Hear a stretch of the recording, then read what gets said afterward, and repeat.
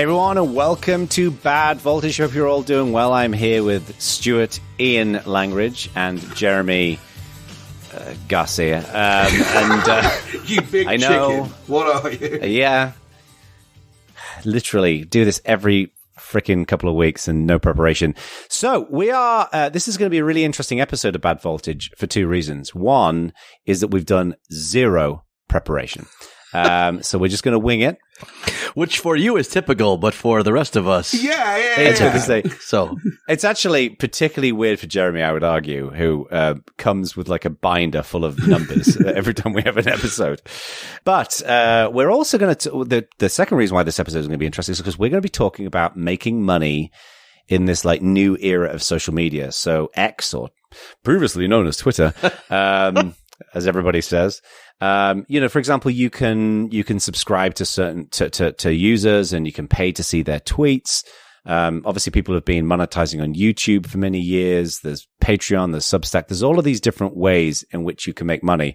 And the big question is, there's been a lot of change, especially in social media, in the last 2 or 3 years. The most recent news as we record this is that Elon Musk is thinking about charging $1 a year, really primarily to get rid of bots, for example. We don't want to talk about that because that's a whole separate question. But the model around social media has been futzed with a little bit. So, what do you guys think? Do you think creators can reasonably make money? And I think to channel this discussion, we should separate out like musicians on Spotify and things like that, because that's kind of separate. But people who are creating content, video or text content, things like that, do you think they can make money with these new models? What do you think? I certainly think someone can make money, but I suspect it's the platforms rather than the people, rather than the creators. I read an interesting thing from a chap on Reddit because I did do a little bit of prep, so I did a bit of looking around because I wanted to understand how people have reacted to this, because a lot has changed in the last couple of years and in the last couple of months, actually.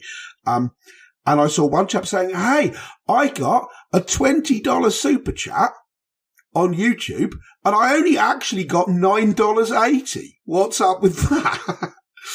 And it turns out that if someone makes a payment from their iPhone, so they give you a $20 super chat, Apple take 30% of that, and then Google take 30% of what remains. What is a super chat? I've never heard of this. Sorry. So if you are if you're doing a live stream or something like that, then, there's the chat box down the side. Oh, where you can pay to appear and a super chat, you pay some money. I believe you can pay any amount of money you like. It doesn't have to be fixed. Right. But, you can make a payment, and then your chat message shows up in kind of bright colors. And there's a sort of evolving, I don't know what you call it, a custom, a convention, that if someone's live streaming and super chats come in, they'll quite often call that person out live on the stream. So it seems to be kind of a way, or it seems to be evolving into a thing where if you want the person you're watching to mention you, do a super chat. So it works out okay. But as I say, it's interesting to me that, routinely now everyone takes 30% on everything, and you get bitten by that twice if someone makes a payment from their iPhone, because Apple take 30% and then Google take 30% of what remains. Does Google take 30% of the, let's say you do $10, is it 30% of the 10 or 30% of the 7? Now that I'm not sure about. That's a good question. This is a great question. Because if it's 30% of the 10, the fact that you end up with $4 out of 10 is a little rough. Yeah, well, this is it. Like I said, this bloke got a $20 super chat and actually got $9.80, which is, someone goes, here's some money and you get half of that money. That is harsh. So, like I say, someone's making money, and there's been this pivot, I think, towards this notion of let's build an ecosystem where people send money to you for stuff, rather than we'll build a platform on which you can sell things. It's not like, I don't know, eBay or Etsy or whatever. This to me feels like a change, a material shift in the you send money to a person while they're doing something, or for paying for work if you're Patreon, or paying per month if you're Patreon. YouTube also have a regular, you can sign up essentially like Patreon, right? They would like the money to go to them instead of Patreon for this. And this pivot, this shift towards encouraging people take money and then we take a slice of it seems to be the thing that everyone's trying to do. Reddit have a contributor program now. They've killed Reddit Gold, and it's very much the same model. The artist formerly known as Twitter, as you know, has if you are a verified user, then they will share money with you based on how many other verified users looked at ads around your content. That's a particularly interesting one. Although I saw in New Zealand they rolled out, just to use the site now you have to pay $1 a year. Yeah. That's the new test. Yeah. But getting back to which is just anti-bot thing. So I mean, realistically, all the platforms always took a cut, right? Because using YouTube as the example, like Mr. Beast last year, they made like whatever it was, $54 million, but presumably YouTube made more than that in ads if they paid him out that much. So they were always taking a cut. This is just a more explicit, different version of that, which I think it's interesting to see the pivot. To me, it feels, and this is to some extent sophistry, right? But it feels fundamentally different to me because the ad model is YouTube make money and give some of it to you. That's Twitter's model. Whereas the new model is you make money and give some of it to YouTube. Right? As I say, it's sophistry to some extent, right? Yeah. It's still a $10 bill floats towards someone and YouTube cut the end off of it and give you the rest, regardless of who actually gets paid. But, that was the feeling I have is that it's kind of reversed the direction that things are, the things are coming from. Who's the primary person? You are deliberately choosing to pay, Mr. Beast or, whoever it is you're watching, and then YouTube are taking a slice of that, or whoever's taking a slice of that, as opposed to YouTube make money by running ads on the video that you make, and then they give some of that to you as a reward for you allowing them to run ads on it. Does that make sense? The thing that I find particularly interesting about all of this stuff is that there's a lot of kind of discussion and exploration going on around different mechanisms to monetize, whether it's sponsored tweets or ads on videos, or whether it's, people pay, to see your content at Substack or whatever. But to me, the glaring elephant in the room here is, what are people actually willing to pay for?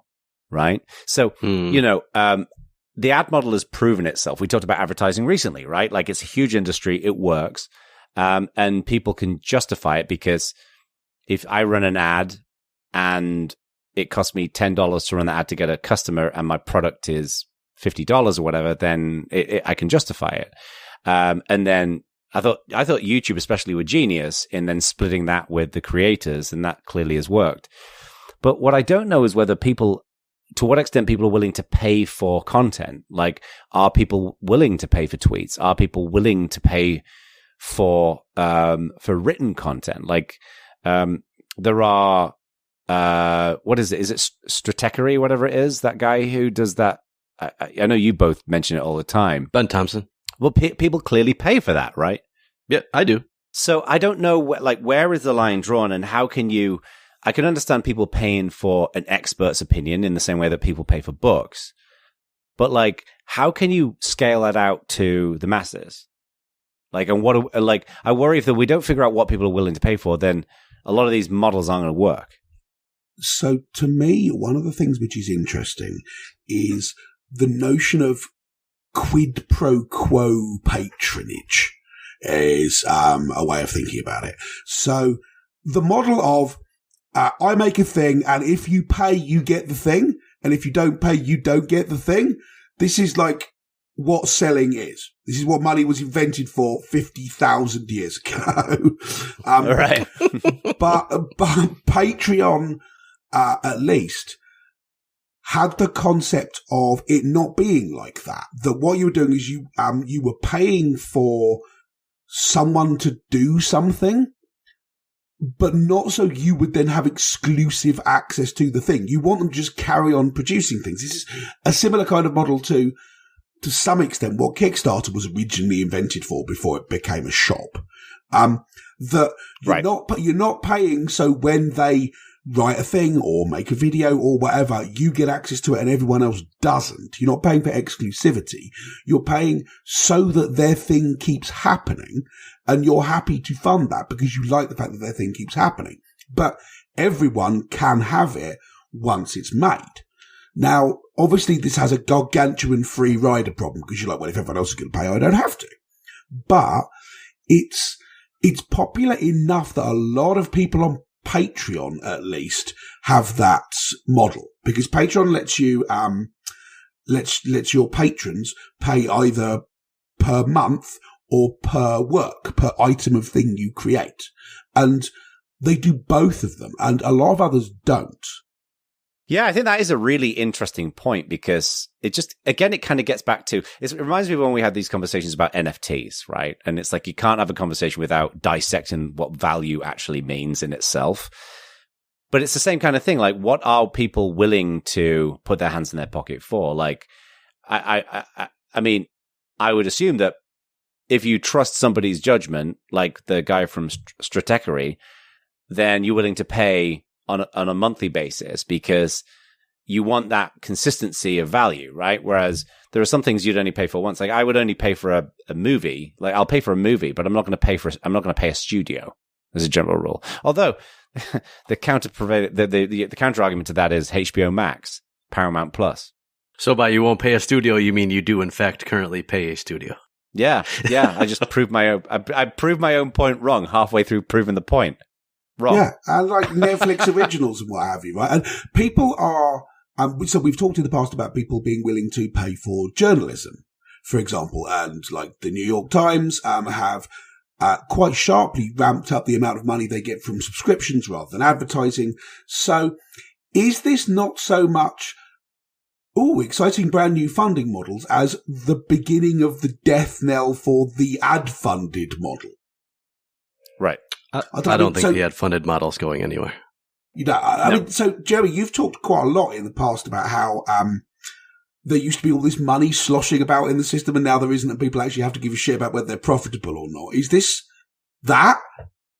So I am curious how sustainable some of these things are, and that it's clear there's still some leftover personal funds, I think, from some of the pandemic response funds that were available. And it's clear people are spending it in ways that are atypical, and I don't know will be carried forward once those funds are gone.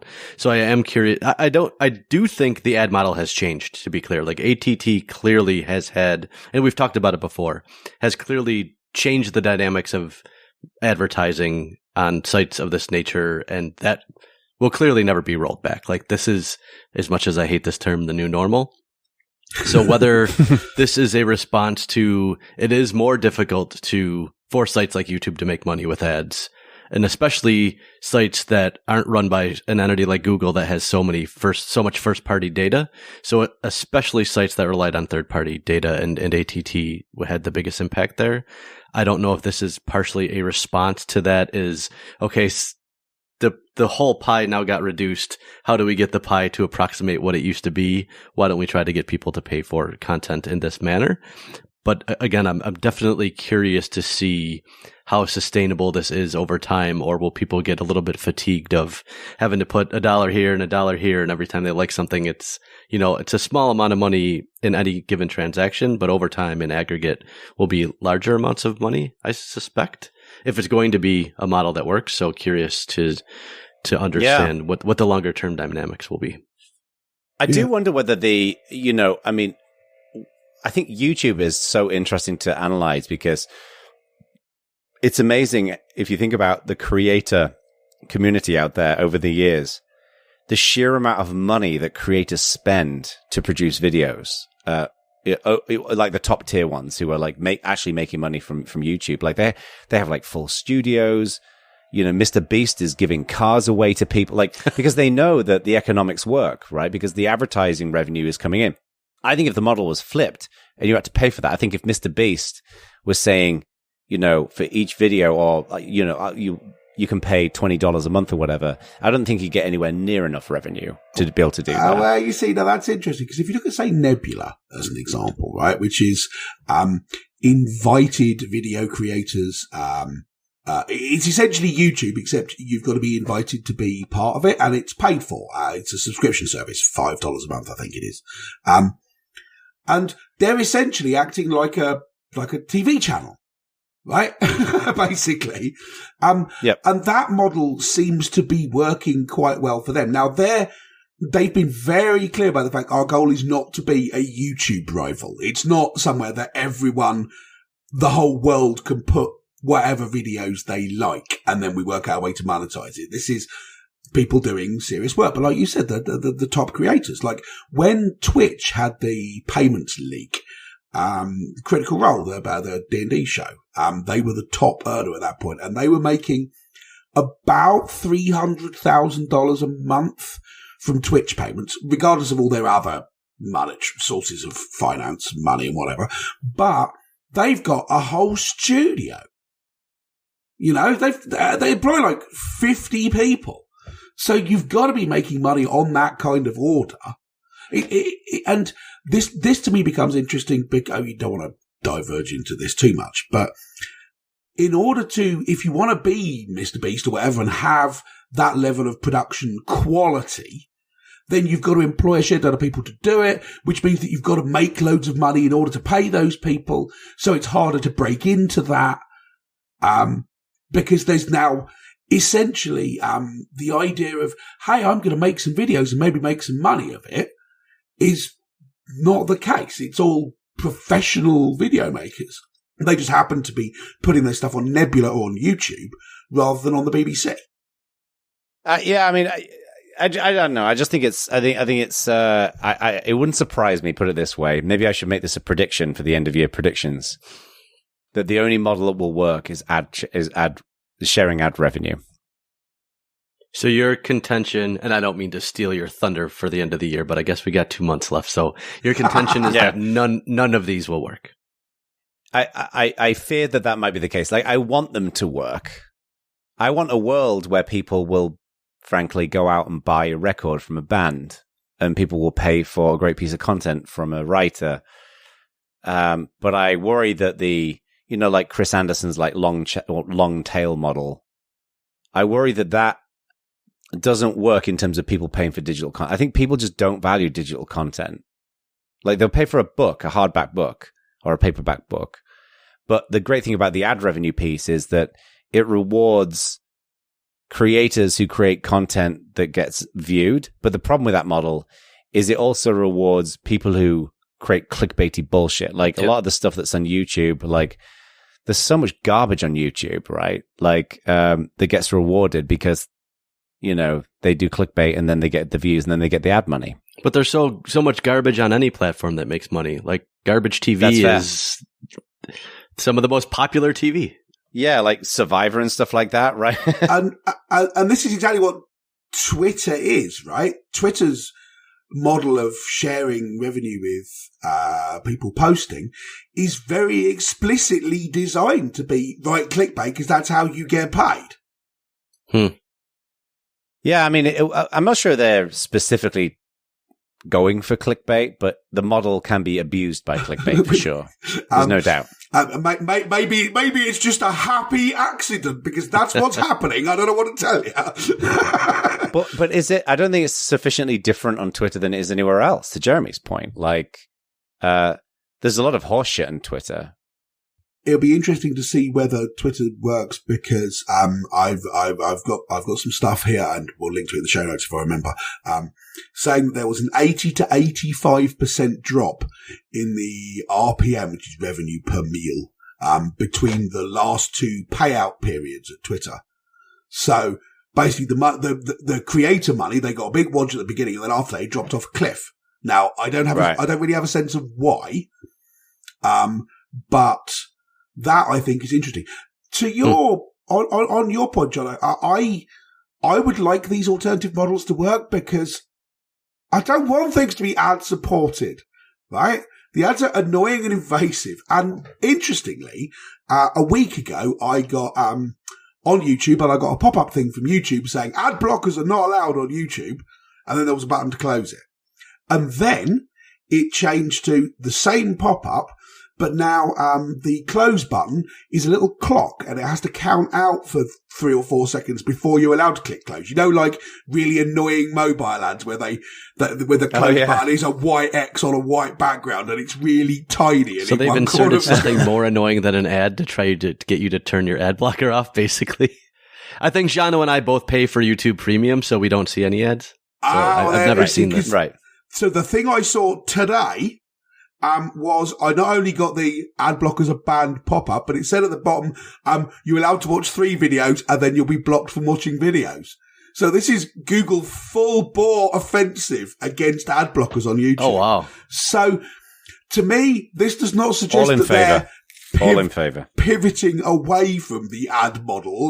They're prepared to go, we're going to ban you from watching this unless you pay for it. I mean, obviously at the bottom of this pop-up dialog box is a great big link saying subscribe to YouTube Premium and then we'll stop hassling you about this. So one thing that's interesting to me just about this discussion is how we've lumped in things like YouTube and YouTube Premium and paid newsletters like Stratechery, and you even put GitHub sponsors in this. Yeah. So it's from how we're mentally modeling this perspective is fascinating to me that we've lumped what to me are 3 wholly unrelated things into the same bucket because they are paying and in one form or another digital content, I suppose.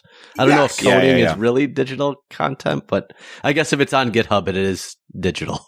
So the reason I put GitHub sponsors in there is because I was interested in the comparison. Because I basically assumed, until I looked into this, that GitHub sponsors just died on its arse and there were a bunch of people getting $13 a month from it or whatever. And this dude was getting $100,000 a year, which surprised me. And I don't think he's the highest or anything. I couldn't find any statistics on who the highest paid GitHub, the highest paid person on GitHub sponsors was. But if you're getting 100,000 a year through this, then that's a career right there. And this is a monthly payment thing, right? You're not paying for, when a new release of the software comes out, then you get the software and you don't. It's very explicitly a sponsors program. So you pay $14 a month to this guy and then he does his thing. And if you decide you don't like his thing, you stop sponsoring him. It's the Patreon monthly model. It's completely unsustainable, though. Why? Because I don't like the GitHub sponsors model. Without turning, I mean, this is probably a separate conversation, but in a nutshell, I don't like it because I think what it does is it celebrates a very small set of, admittedly, very important contributors to a project, but a lot of the people who either don't have the profile or the reputation do not get that money, right? Like a lot of the people who are doing to use a term, to use a comparison, the person who builds the app, right, will get the money. But what about the person who is here? What about the people who are doing the documentation, the people who are setting up the CI/CD, the people who are doing the unit testing, the people who are doing the uninteresting grunt work that kind of keeps it going? You know, the paper sizes library person probably ain't getting no money from GitHub sponsors, right? That's my worry about the sponsors model is it becomes a cult of personality. But to be fair to GitHub, the other option to that is that you make contributions to the project, right? And that was like, you should pay the project, not the individuals, right? That was the response to GitHub sponsors. But most of these projects don't have a mechanism to handle money, to take it in. They don't want to do taxes. And then distributing it's difficult. We had this at Canonical where people donated to Ubuntu. And we tried to give that money away and we couldn't, right? It was hard to give that money away. Yeah. So the GitHub sponsors model, I think, is imperfect, but it's probably the best that they've got. I do sort of see your point, but when it comes down to money, basically everything's a popularity contest, right? Now, I know a whole bunch of people who are better singers than Bono and none of them have got a private jet, and he has 100 private jets, right? Is that justified and reasonable? No, but that's the world, right? I don't know how to fix that. To be fair to Bono, success is not just about the singing. Yeah. It's about building the band and building an operation and getting the band out there, of which he's very capable. And, you know, the progressive vegetarian grindcore dude, right? Great singer. Not great at marketing, right? So, sure, but that was your objection to get up sponsors, right? You're saying it's a popularity contest, but that's what marketing is. By definition, anything where the people who are best at marketing do best at it is a popularity contest by definition. But the other thing as well, the other reason why I think it's not sustainable is there's one extra layer, which is, and I'm going to say this, and everybody is going to be surprised by this statement, people don't pay for fucking software, right? Like, Red Hat tried it years ago, didn't work. Canonical considered trying it, didn't work, right? People pay for services, they pay for all this other. People don't pay for open source software. They don't. Now, you inserted the words open source in there. You know, yes, you did. Because like, you're like, people don't pay for software. And I'm like, I must bring the people at Adobe and mention it to them because they're doing okay. Oh, people pay for like Photoshop. Oh, yeah. No. I'm talking about open source software specifically. Of course, yeah, people pay for Apple and, you know, Photoshop and whatever else. But yeah. So I don't think like, you know, yeah, like put it this way. I tell you what I wouldn't do if I was a developer. If I got that $100,000, one, you can earn more money elsewhere. But two, I would not be depending on that as my income. So. I don't know. I mean, I think your point, Jono, about how you'd like to see this work, but you don't think it's gonna. I understand that. Yeah, I'd love to see it work. I understand that point. To me, it's weird because the idea of instead of I'll watch ads that some big company puts around the stuff you build and then you get a share of that ad revenue. Instead, I decide to go, this thing you did, I liked it, so I will either give you money for it or I will give you money so you continue to produce things like it or whatever. It feels more honest to me. It feels like a more direct connection with the people who actually give a damn about. Well, it cuts out the middleman, doesn't it? Yeah. It does. It cuts out the middleman. It's direct. But the point is, it doesn't seem to cut out the middleman because I give them $20 and they actually get $9.80. So it is in fact mostly middlemen. Yeah, I was going to say, it's all bloody middle. There's hardly any ends left. This is what I think the people mean when they say they can't make ends meet anymore because it's all bloody middle. But so we solved it. We figured it out. Here's how you make money on the internet. You become the middleman. And yes, and it's almost like the 5 biggest companies on earth have worked that out already. Yeah, there we go. We got all the middlemen we need. But that to me is interesting because I don't like the peasants. I don't know whether this kind of cheery thought that I have that this is a more honest way to do things and the money really goes to the people I care about. I don't know whether I really think that or whether I've been seduced into thinking that by a bunch of people who want me to think that so they get their 30% of every pound I spend from now on. You know that right now, a number of people who are listening to this in this moment are sat in a dimly lit dungeon surrounded by Cheetos and Doritos and mess and squalor. And they are screaming the words crypto into their speakers. Well, they could go on and scream it. I mean, I'm hoping that has finally passed us by now. We got through the crypto Web3 NFT bollocks and it's now gone in the past and has died on its arse. Not if you're on Twitter where every 6 minutes somebody is messaging me about some bullshit crypto coin.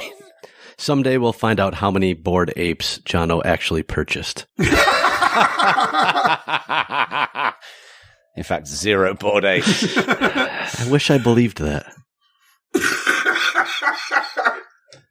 It is a sad realization when, like, the world we should have, I'm not sure if it's possible. But the one thing I know, and I don't want to revisit the conversation we had about advertising from a couple of shows back, but yes, Google, Meta, LinkedIn, Microsoft, whatever, they run these advertising networks. But I do think there is the added benefit of advertising of that then becomes a platform that small businesses can use.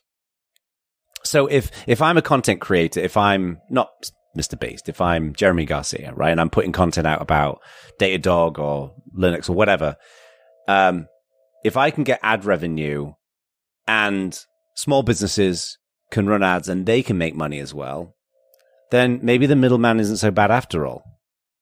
But again, I mean, isn't a better model that you like what they're doing and so you give them $10 for it?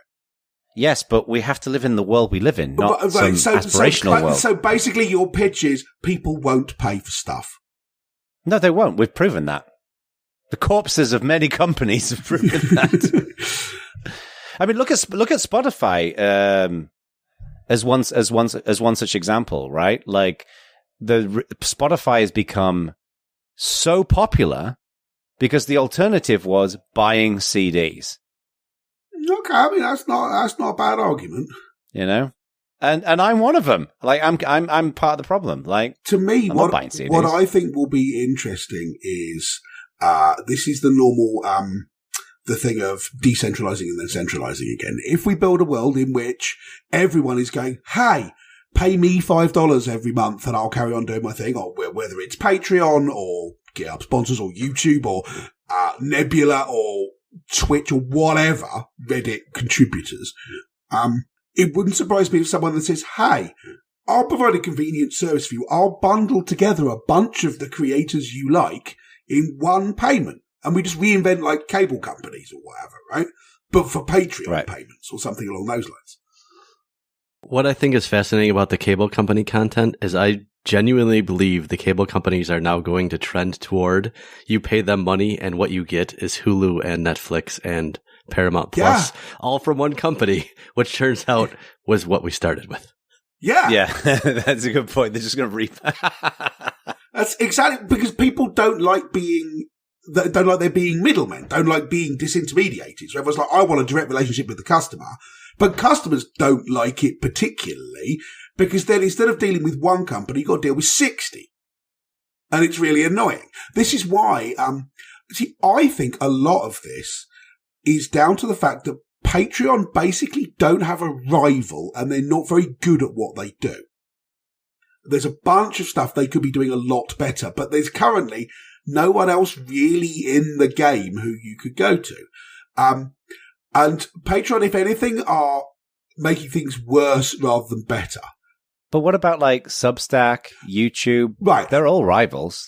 Yeah, but YouTube is a rival now, but this is exactly the point, right? Patreon, YouTube are essentially going, well, the way people are making money is with sponsorships, which is nothing to do with us anyway. They're paying money on a regular basis, these people with Patreon.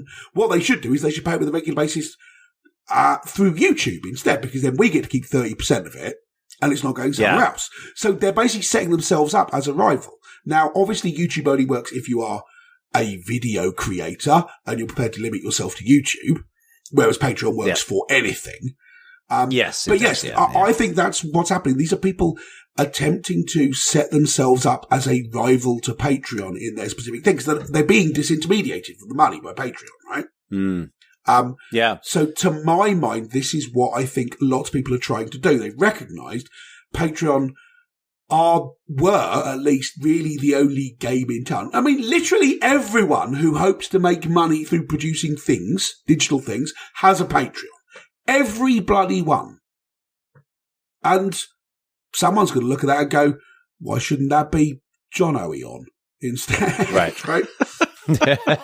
It should be John O.E. on. Yeah. And Patreon have screwed up a bunch of stuff and persistently they're making people unhappy.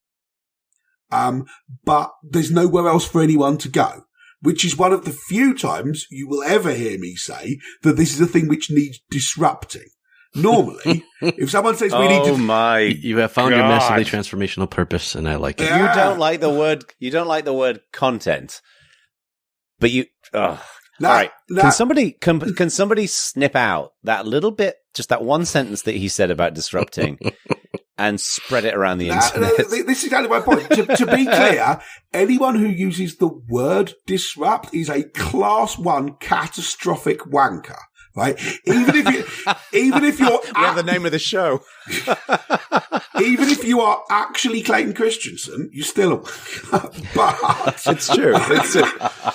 But you are hypercredible. Yes. I am hypercredible. But this is one of the few situations where it ought to happen. There's one company who've got all of that business. They're not doing very well and everyone's really jarred off with them. But there's nowhere else anyone can go. So that is right for someone else to come in and do it right. I mean, all the alternatives have bundled the donation portion with the platform portion. Yes. I think your point. Got it. Yes. Yeah. So it'll be interesting to see what happens. But to me, this feels like a sea change, or it did until I said maybe this is the ad network, the ad supported model dying, and you two both laughed hard enough to put me off that idea. We're supportive friends. So maybe I'm wrong about that specific point. But yeah, I think this could be a sea change in how things are done. I really do. Yeah. I think it's all going to come back to advertising. And I think it will be a small set of companies. Because the thing as well, I know we talked about this again in the advertising show, was the tricky thing with advertising dollars being redirected to creators is that it's really hard to build an advertising network that's compelling that people are going to use. Like, like the little ones, even like Reddit is considered a little one compared to, Facebook and Google and whatever else. But if you don't have that audience targeting and all the rest of it, then advertisers are not going to use it. It will be fascinating to see. I think, to me, the most interesting company who's playing around with all of this is X. Just because it's just the Wild West there right now, as they're figuring out what to do, right? Like all this experimentation around like the $1 a year thing to try and keep the bot spam down. And they've been innovating there pretty rapidly. Like if you look at what they've done in just the last year in terms of like X Studio and full length uploads and this, that, and the other, I think they're the most interesting to look at just because there's a lot going on there, but a lot of it's not going to work. So, yeah, it'll be interesting to see how it all pans out. It will. Yeah, let's see how it works out. I am. This is one of the ones where I'm interested in other people's thoughts on it. Like, are there big monetization models that we haven't even talked about here? People who are doing more. Still waiting for someone to figure out micropayments, I will say. It's yes, yeah, man. One day, I think the thing I've heard the most about, which hasn't happened now that VR has sort of happened, has got to be micropayments, right? Yes. People have been talking about micropayments since I first discovered the internet, and no one has ever nailed it. That would be one solution here. So on that bombshell, yeah, we're going to get to that once we've nailed the netbook. Wow, there's blast from the past. I mean, the Chromebook basically is the nailed netbook, so that's a good point. Yeah. Well, and the cloud is just a mainframe, right? According to people who don't like the cloud. So, yeah, it goes full circle. It's not the cloud; it's just someone else's computer. Exactly. It is. Yeah. Yeah. Right. Yes. So, before we go, we should a quick shout out to Marius Quabeck from NerdZoom Media, who is doing the editing for this show, which is going to be a particularly delightful task for him, since Jono's network connection decided to jump out of a window in the middle of it. So we're sorry about that, Marius, and thank you very much. We love you. Cheers. Yes, we do. Thank you for all the work that you do. And also, I heard every third word of everything these two guys said for this last hour. So, Marius is going to have a lot on his hands. Yeah. So when this sounds delightful, you should, and you want your own stuff to sound delightful, go to nerdzoom.media, to get it done for you. Yeah. And, let us know what you think. Go to our community. Let us know your thoughts on, like, are any of these models going to work? And also, I'd love to learn, what do you pay for? I'd love to learn what our community members actually pay for. Yeah, that would be interesting. Not in terms of, like, where you go where there are ads, but what content services, whatever do you pay for? So which Substack or Patreon or whatever. So all right, see you in the next one. Later.